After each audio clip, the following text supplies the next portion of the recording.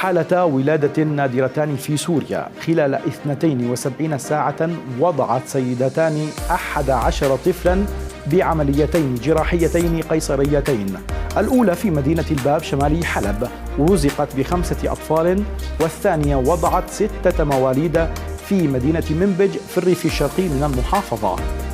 وعن الحالة الأولى قال الطبيب الأخصائي عزيز العلي إنه منذ بداية الحمل بالتوأم الخماسي وحتى الولادة خضعت السيدة للمراقبة والعناية لكونها من الحالات النادرة التي تحتاج رعاية كبيرة. العلي أوضح أن الولادة أجريت بعملية جراحية قيصرية بمتابعة حثيثة من كادر المشفى، وأكد أن الأطفال ال5 مع والدتهم بصحة جيدة. أما الحالة الثانية فقد وضعت سيدة 6 أطفال، وهي من الحالات النادرة جدا في منطقة منبج، وكانت أيضا من خلال عملية جراحية. أحد الأطفال المواليد توفي، وبقي الأطفال ال5 على قيد الحياة وهم ووالدتهم بصحة جيدة.